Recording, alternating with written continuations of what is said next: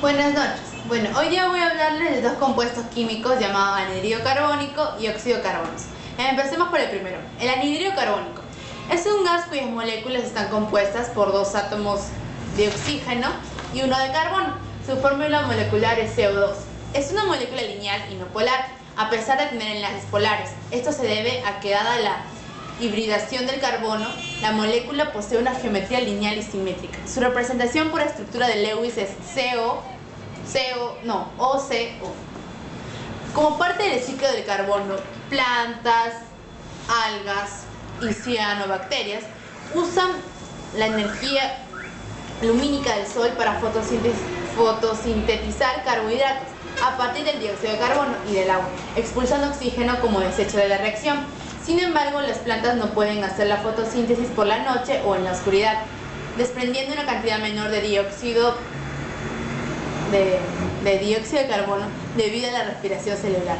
No solo las plantas, la mayoría de los organismos de la Tierra respiran y expulsan el dióxido de carbono como desecho del metabolismo, incluyendo el hombre. El dióxido de carbono es producido también por la combustión del carbón, puede ser por una chimenea, y los hidrocarburos. Es emitido por volcanes, géiseres y fuentes volcánicas. Los efectos ambientales del anhidrido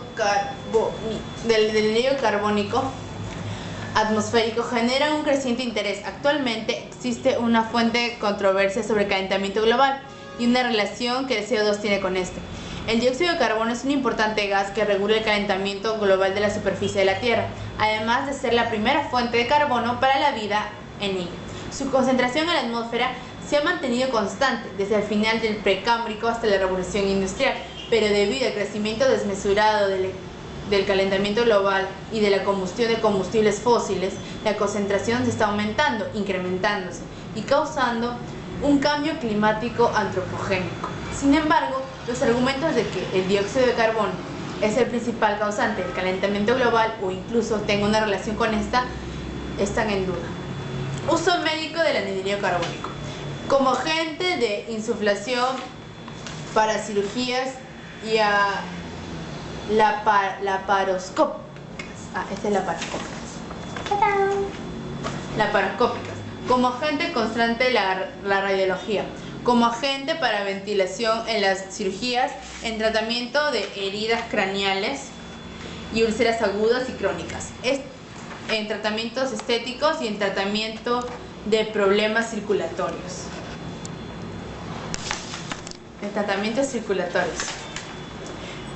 Detección y cuantificación. El dióxido de carbono puede ser detectado cualitativamente en la forma de gas por la reacción con agua de barita, BaOH2, con la cual reacciona formando carbonato de bario, un precipitado blanco insoluble en exceso de reactivo pero soluble en soluciones ácidas. La cuantificación del dióxido de carbono o CO2 o anhidrido carbónico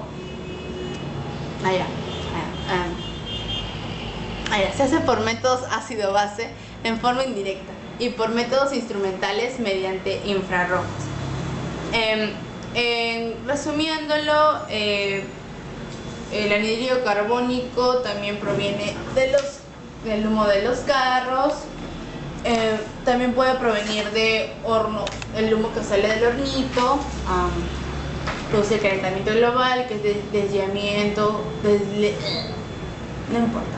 Ya la cosa que el hielo desaparece y se elimina y bastantes especies estarían en extinción. Ahora, hablando del óxido carbonoso.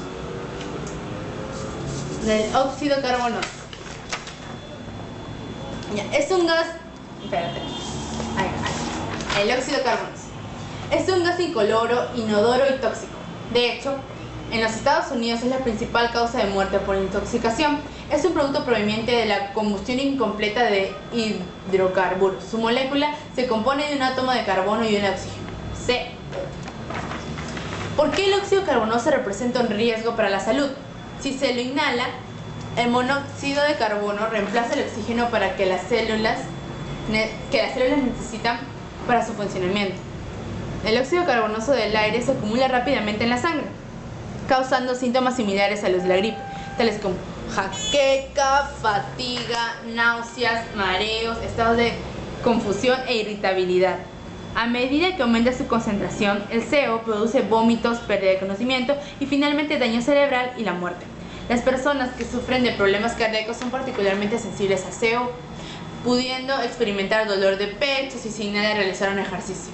Los niños, los ancianos y las personas con problemas respiratorios son también especialmente sensibles.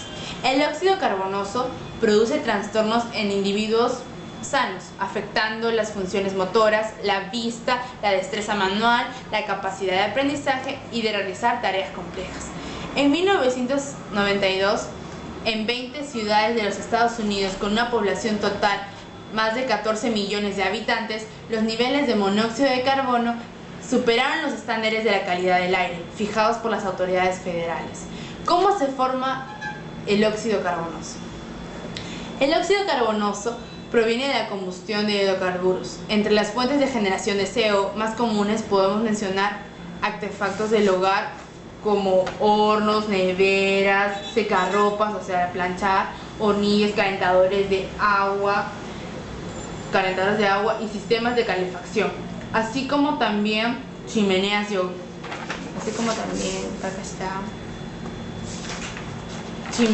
hogar y estufas de leña. Los gases de escape de los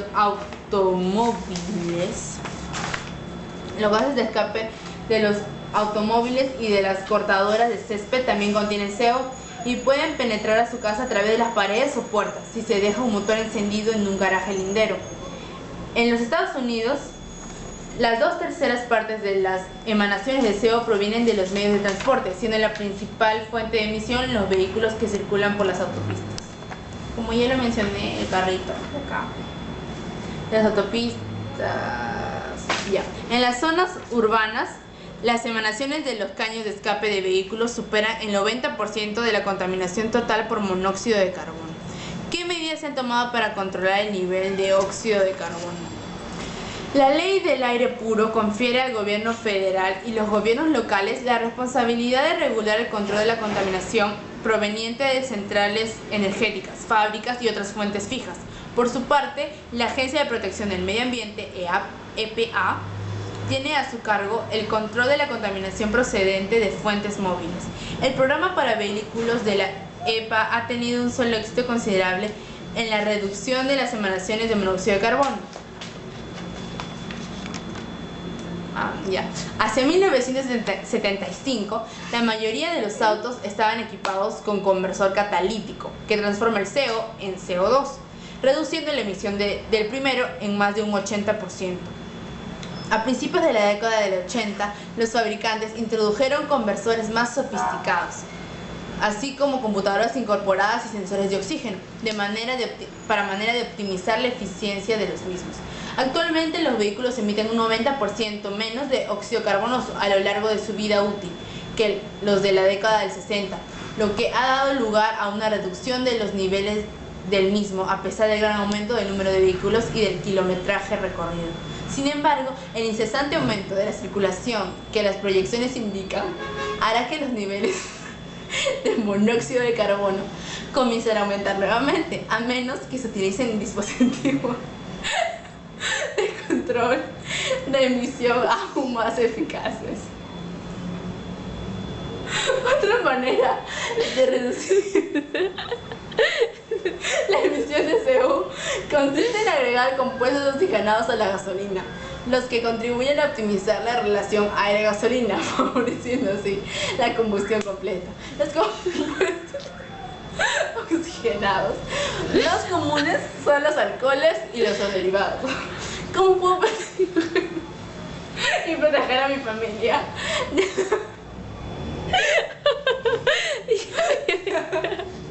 Intoxicación de CO.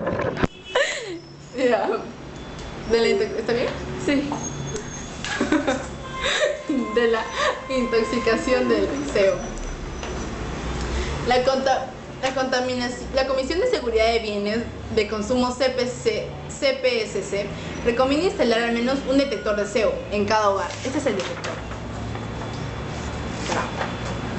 Un detector de CO en cada hogar cerca de los dormitorios. Los detectores adicionales que se instalen en cada planta de hogar, en cada dormitorio, proporcionarán protección extra.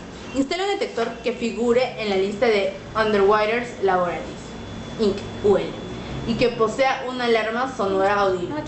Los hornos suelen tener filtraciones, por lo que debe hacérselo revisar cuidadosamente por un experto. Revise todos los sistemas de salida exterior, incluyendo tuberías, chimeneas, controlando su adecuado diseño e instalación, asegurándose de que no haya rajaduras, corrosión, agujeros, escombros o atascamientos. La ventilación es particularmente importante en las casas herméticas. Esta es la ventilación. En las casas herméticas y con buen aislamiento, en las cuales puede quedar retenido el monóxido de carbono. Nunca prepare barbacoa dentro de su casa ni utilice las hornillas de la cocina o el horno para calentar el ambiente. Eso es todo. Les presento acá el CO2 y el CO, que son malas para nuestras vidas. Muchas gracias.